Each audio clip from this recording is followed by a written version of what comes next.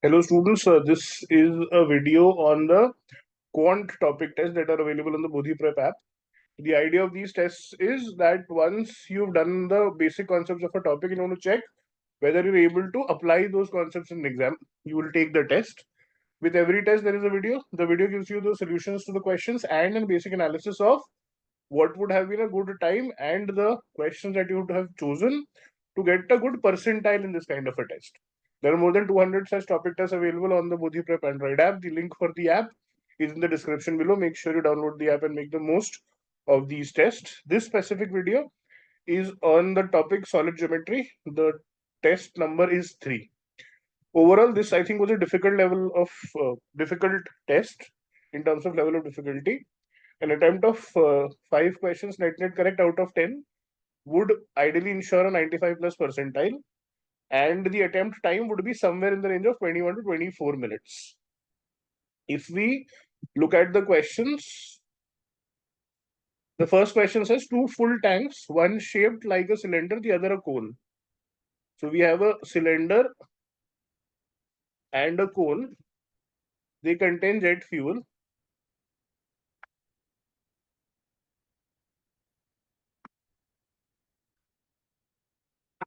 The cylindrical tank holds 5, so the cylinder holds 500 liter more than the cone.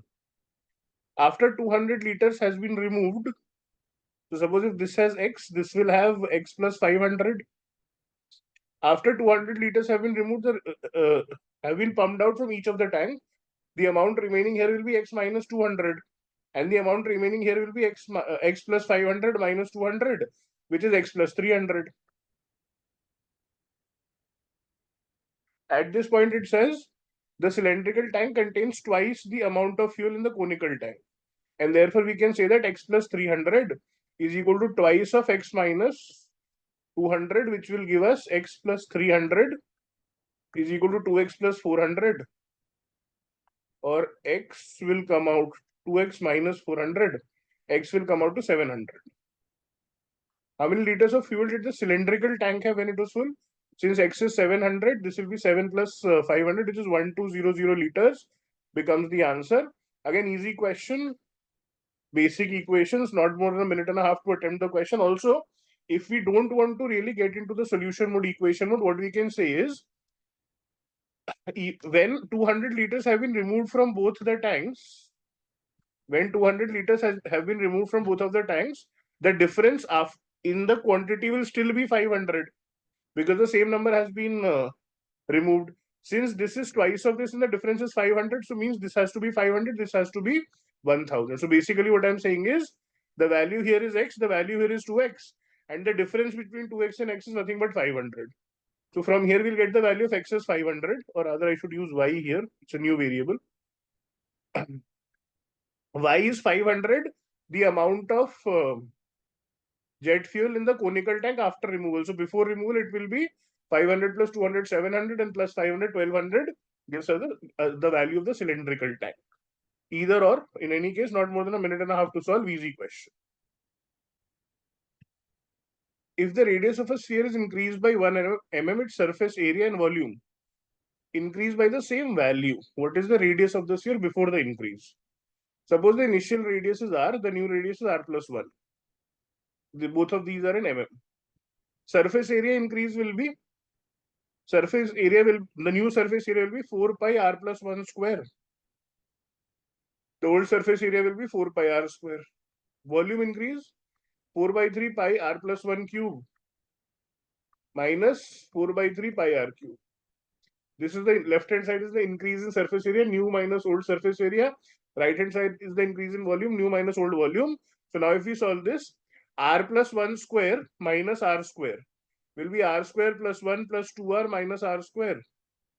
So 2r plus 1. So if I take 4 pi common, I can say 4 pi into 2r plus 1. Again 4 by 3 pi common, r plus 1 cube minus r cube. What is r plus 1 cube? R plus 1 cube will be r cube plus 1 plus 3r into r plus 1, a cube plus b cube plus 3ab into a plus b, which is r cube plus 1 plus 3r square plus 3r. From this, we will subtract this r cube. So the remaining part here will be 3r square plus 3r plus 1. Next, we cancel out 4 pi on both sides.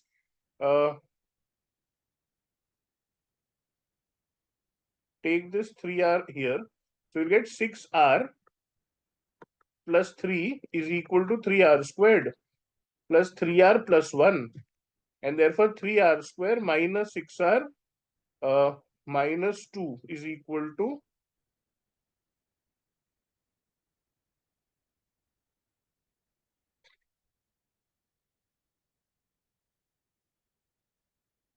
0. 3r square minus 6r minus 3r. Sorry. Minus 3r, 1 minus 3 minus 2. So from here we can say r is equal to minus b. Minus of minus 3 is 3 plus minus root of b square minus 4ac. This is negative. C is minus 2 upon 2 into a. So this becomes 3 plus minus root of 9 plus 4, 3 is 12, 24 upon 6. This will be 3 plus minus root 33 upon 6. Now, root 33 is greater than 5. So, r cannot be negative. So, the only option remaining is the positive value. That will be r is equal to 3 plus root 33 upon 6 or 3 plus 6, 3 by 6 plus root 33 by 6. 3 by 6 will be 1 by 2 and therefore the answer becomes 1 by 2 plus root 33 by 6 is the original radius of the sphere before the increase. In terms of level of difficulty, I'd say moderate. At least there is a quadratic forming that you have to solve. About 2.5 minutes to solve the question. A sphere and a right circular cylinder. Sphere, right circular cylinder. Sphere, right circular cylinder have equal radii. Having equal, have equal surface areas. Suppose the radius of both of them is r. Surface areas. For the sphere, the surface area will be 4 pi r square. For the right circular cylinder, equal surface areas. This will be 2 pi r, or radius is r, into h plus r. Total surface area. H is the height of the cylinder. Radius is same in both cases r. What is the ratio of the volume of the sphere to the volume of the cylinder? From here we can say, because they are equal, we can cancel 2 pi r. 2 will remain here, pi r will remain. So 2r is equal to h plus r, which means r is equal to h. 2r minus r is r. So the height of the cylinder is equal to the radius of the cylinder. Now we have to find the ratio of the volumes. Volume of the sphere is 4 by 3 pi r cube. Volume of the cylinder will be pi r square h. Also we know that h is equal to r. Therefore ratio becomes 4 by 3 pi r cube upon pi r square into r, which is r cube. R cube cancels. So the ratio that we get is 4 upon 3. Option C becomes my answer. Again, formula based question should not be very difficult to solve. Easy question, about 1.5 minutes as solving time.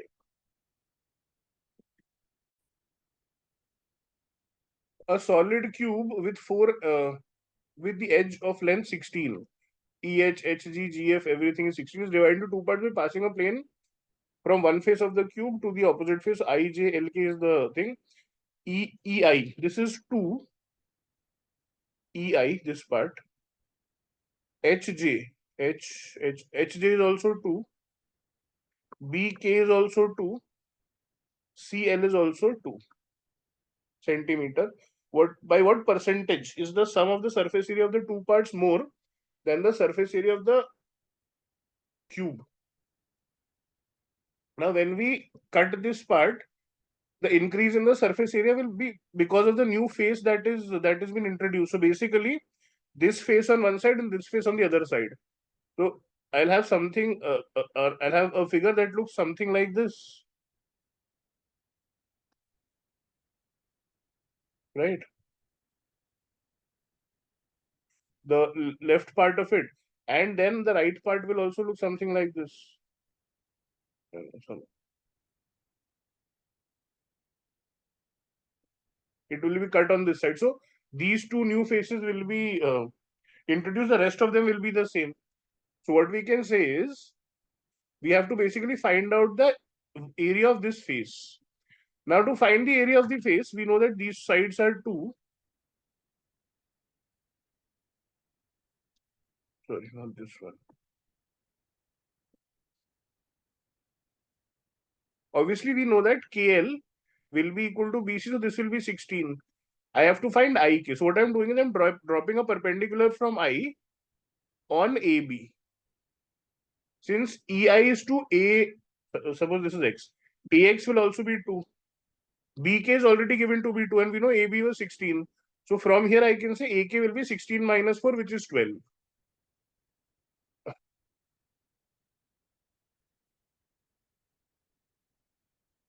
If I look at EX will be 16.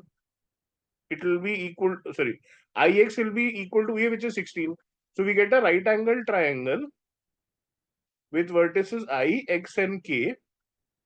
I is 16, K is 12, 3, 4. This is 3, this is 4 into 3, 4 into 4. So this side will be 4 into 5 or 20. Basically, I'm looking at triplets. 12, 16, common factor is 4, divide 3, 4. With 3 and 4, triplet is 5, so multiply 4 by 5 to get the triplet here. 12 square, 144, plus 16 square, 256, 144 plus 256 is 400, which is 20 square. So, IK becomes 20, and therefore, the area of the face IJ LK will be IJ, which is 16, into IK, which is 20. So 320. Now, if you look at the new surface, what is by what percent? Some surface more. The increase in surface area will be, this surface will be there on both the new things that are formed, new figures that are formed. So the increase in area will be 2 into 320, which is 640. And the original surface area of the cube was 6 into side square, which is 6 into 16 square. And therefore, percentage increase will be 640 upon 6 into 16 into 16 into 100. Increase upon original value into 100. 16, 4, 640, 4, 8 5s are 8 2s are.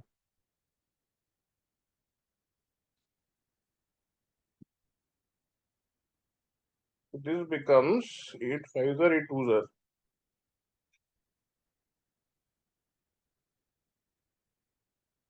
This becomes approximately 500 upon 12. Or if we want, we can still divide. This becomes 50. 25, 3. This is 125 by 3, which will be 41.67%.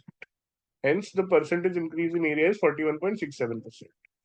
I think moderate to difficult questions, once you're able to figure the right angle triangle, the question becomes a little doable. Also, the fact that the increase will be twice the area of IJ, LK is something that should be remembered. Overall, 2 to 2.5 minutes to solve.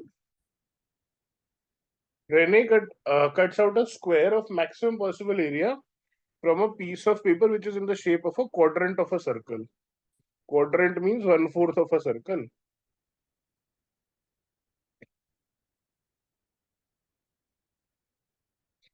Something like this. From here, we are cutting out a square of maximum possible area. Is something like this. This is a square that I'm cutting out. Let the side of the square be x. Quadrant means this should be 90 degree. Radius of the quadrant is root of 10. This is root 10 centimeters radius of the quadrant. She then rolls the square sheet along one of its sides to form a cylinder. You have to find the radius of cylinders. First of all, let us find the side of the square sheet. So I'm joining this point to the other vertex. So basically drawing a diagonal for the square. This side is x, this is x, and we can see this will be the radius of the quadrant, which is root of 10. And therefore, we can say x square plus x square is equal to root of 10, because this will be 90 degree side of a square diagonal. And therefore, 2x square is equal to 10, x square is equal to 5. or x is equal to root of 5. We could have done this directly. We know that the side or the diagonal of a square is root 2 times the side. So root 2x is equal to root 10, x will be root 5. Now, when a square sheet is rolled along one of its sides, like this to form a cylinder, what happens is the height of the cylinder will be equal to the side, plus this line will become the circumference of the cylinder. When a cylinder is opened up, we get a rectangle or a square where this circumference is the side of the rectangle or the square, and this is the height. So we know that root 5 is the length of the square. So root 5 will be the circumference of the cylinder as well. And therefore, the cylinder has radius r, we can say 2 pi r is equal to circumference, which is root 5. R is equal to root 5 upon 2 pi becomes the answer. Option D. Again, maxima minima related question. So I'd say moderate to difficult question, easily 2.5 to 3 minutes to solve. Three spheres of radius 1 are tangent to each other and rest on a horizontal table. If you look at the from the top, it should look something like this.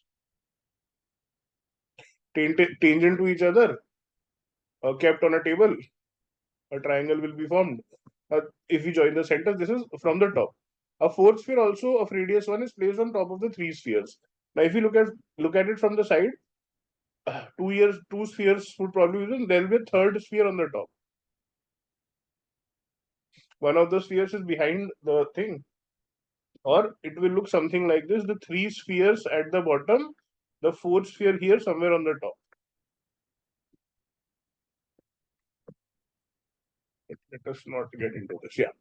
Now, what we have to do is we have to find out, touching all the three spheres, the height of the center of the uh, top sphere above the table, height of the center. If we join the center of the top sphere with the centers of the spheres at the bottom, the spheres at the bottom will form a triangle. The center of the top, when joined, will therefore end up forming a pyramid. So basically, what will happen is the spheres at the bottom, when we join the centers, we get a triangle. The top of the fourth sphere will be exactly over the center, and if we join these, we'll get a pyramid. Also, the side of each of these pyramid, or each side of this pyramid, will be of length 2. Why length 2? Because when we're joining the two circles or the centers of two circles, what we actually get is the sum of the two radii. And therefore, side of each of these will be 2. Here we have the top circle. We have to find the height of this above the ground. Now, if we look at the circles here, the circle at the top and one of the circles at the bottom. This circle here and suppose this circle here.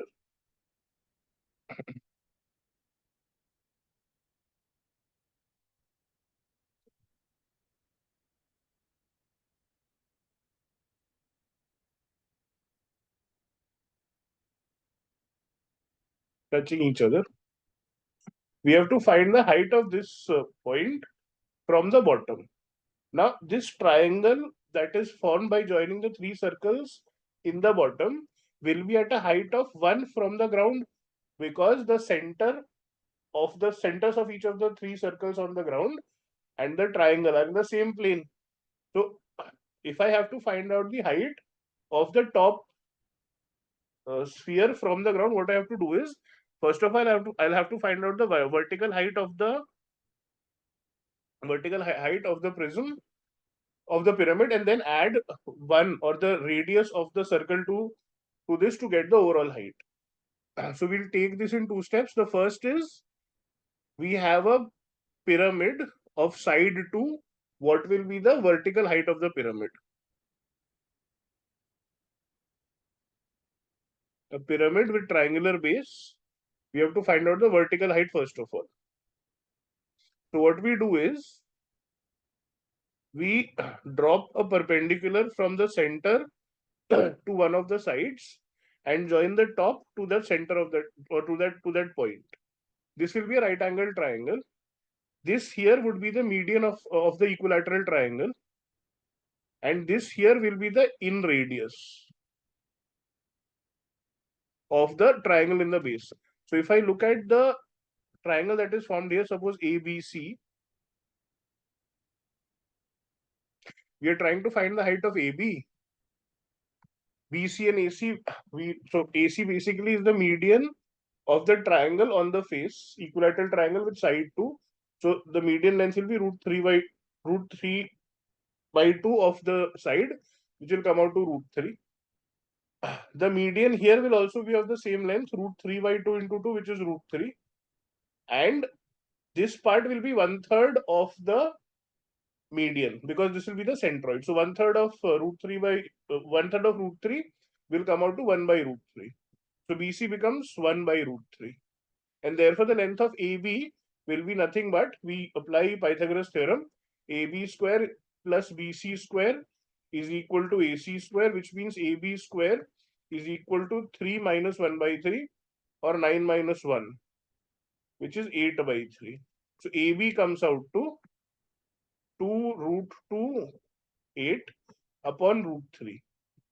To this AB, if I add 1, which is the height of the base triangle from the table or from the ground, I'll get the height of the point A, and therefore overall height required will be height of the pyramid 2 root 2 upon root 3 plus radius of the circles in the bottom, and therefore my answer becomes option D.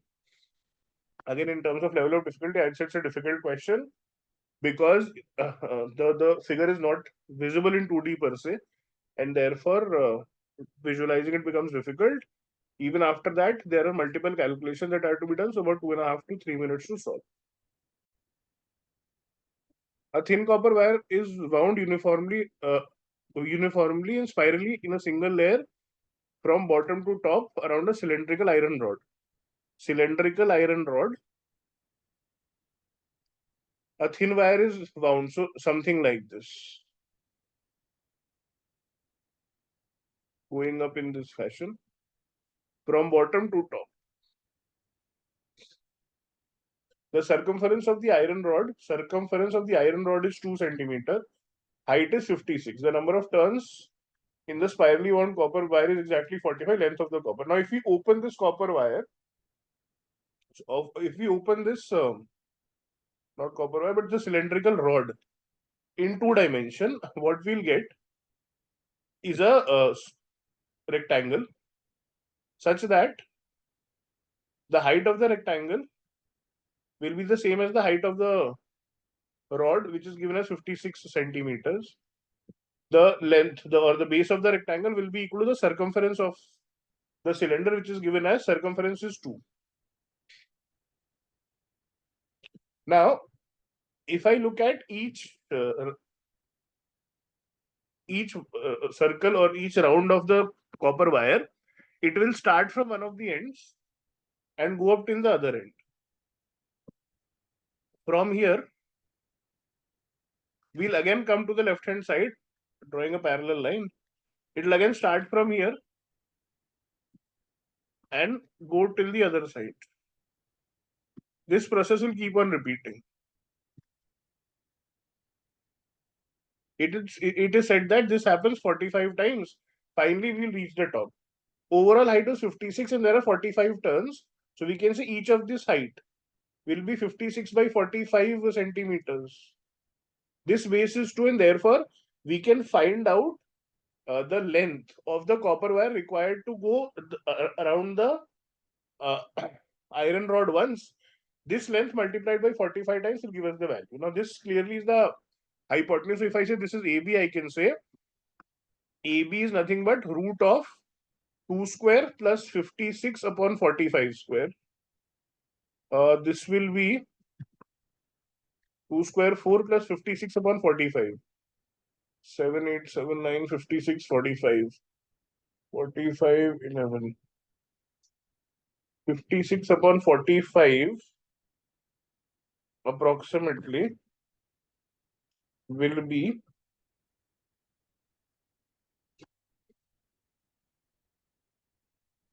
56 ones are 45 ones are 45. 45. 11 is left. 11 by 45. 11 by 45 would be 1145. Point 90, 20. So 4, 180, 2.44. So we'll get 56 upon 45 as 1.244 to be approximate, or I can approximate it with 1.25 square. 1.25 square is 12 into 5. 15. 1.5625. So this becomes 4 plus 1.5625, and therefore AB is nothing but root of 5.5625. 5.5625. Root of 5 will be 2 point something. 2.5 into 2.5 is 2.65. 556. 2.3 into 2.3 will be 529. This will lie somewhere between 2.3 2.4, because 23 square is 529. We have a number which is 556 here, and 24 square is 576. So this will be approximately somewhere around 2.35. So AB can be approximated to be 2.35. This process is repeated 45 times to get the overall length of copper wire, and therefore the required length is 45 into 2.35 approximately, which will come out to 45 into 2 will be 90. 35 into 45. 35 into 45. 5 into 35 will give us 150, 175. 175 into 9. 175 into 9 will be 905, 9, 60, 60, 7, 1575. This will be 15.75 approximately, 45 into 2.35. So 105.75. Therefore, the approximate length would be 106 centimeters. Because the answer is not an integral value and the calculations are a little tough, I am saying definitely a difficult question, about 3 minutes to solve easily. The lengths of three edges of a cuboid are increased by A%, B% and C%. The volume increased by V%, where V is an integer. How many values of V? How many values we can take if ABC are real numbers such that ABC lie between 10 and 20, both values included? Volume of a cuboid is equal to length into breadth into height. This is increasing by A%, this is increasing by B%, this is increasing by C%. What will be the overall change? Now, if we look at the minimum change will be when A is 10, B is 10, C is 10. In this case, the overall percentage change, see, the multiplying factors will become 1.1 into 1.1 into 1.1, and therefore 1.331.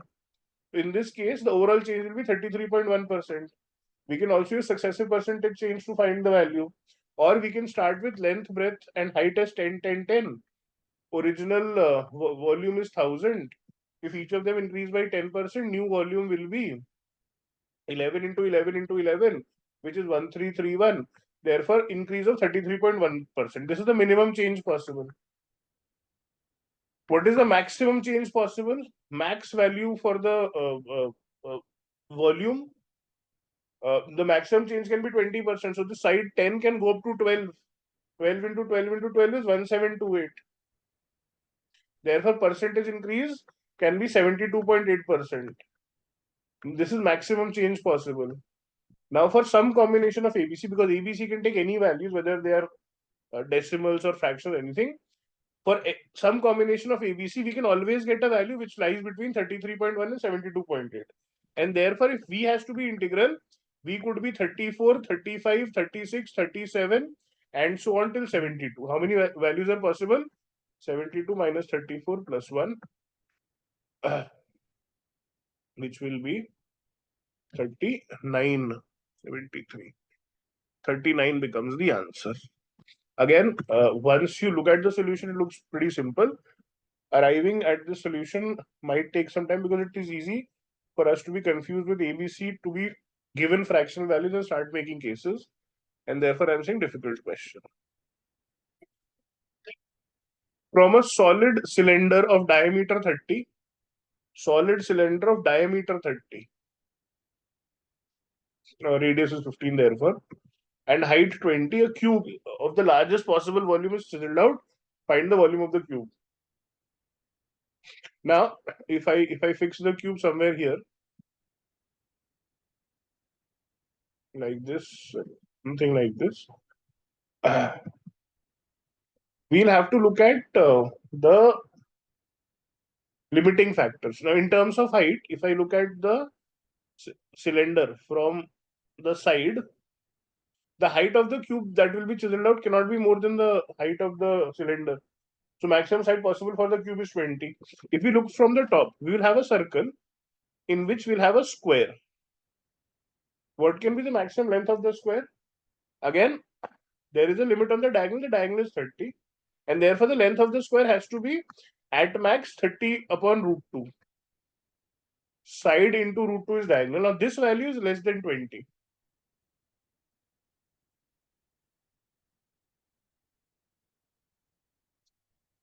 Or is it greater than 20? 1.414. This value is greater than 20. 1.414. And therefore, if I look at the maximum length of the side that is possible according to the diameter, we see that this value is greater than 20, not less than 20. And therefore, my limiting factor becomes the height of the cylinder. Therefore, the maximum side possible for the cube is 20 centimeters, and therefore the maximum volume possible for the cube is equal to 20 cube, which is 8,000. Option B becomes the answer. In terms of level of difficulty, again, maximum, minimum is there. So, would ideally a difficult sort of a question. But here we are just checking for two values, either the height or the diameter. Being the diagonal of the square, 30 upon root 2 gives a value which is greater than 20. The height is 20. 20 becomes a limiting factor. And therefore, maybe about 2 minutes to solve. A large cube is formed by bringing together 729 smaller identical cubes. 729 is nothing but the cube of 9. And therefore, when these cubes are brought together, we'll get a larger cube, which will have 9 cubes on each of the sides.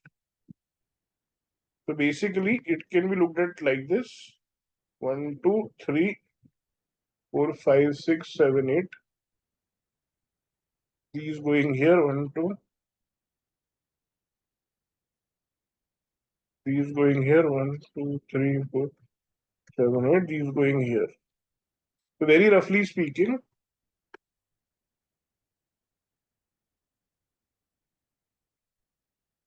they will look something like this with 9 cubes on each of the side, here, here, and here, and therefore we'll get an overall cube which will have a side which will have sides of 999, and therefore a total volume of 729.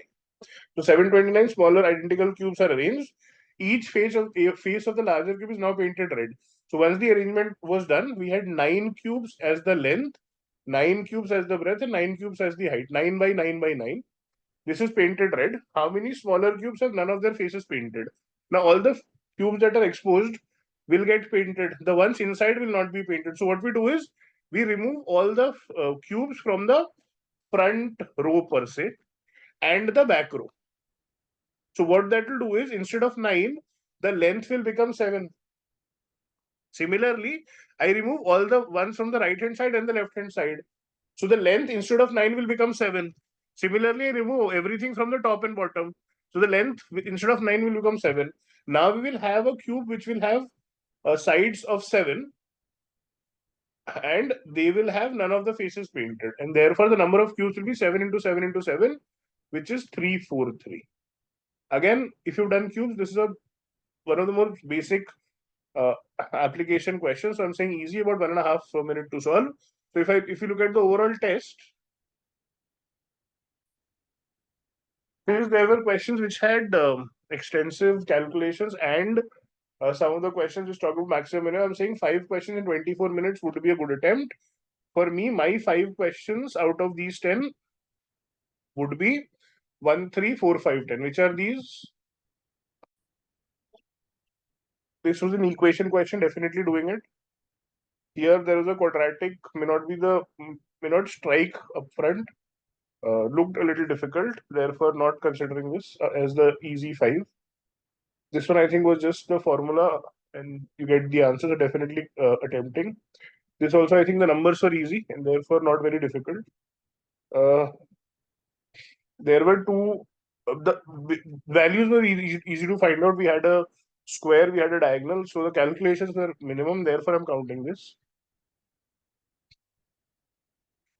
This I think is a difficult question. It will not be, you may not be able to actually visualize what is happening and therefore difficult.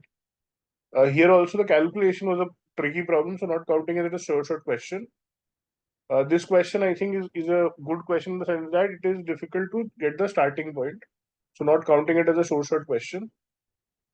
Here also there can be confusion as to where we look at in terms of the constraint, and in any case maximum minimum questions I think are difficult, not always happen in the exam. So not counting this as a short question, this I think is simple in the sense that if you've done cubes, this should be a pretty sitter question, and therefore if I have to find my 5 questions out of 10, they will be 1, 3, 4, 5 and 10 in this test.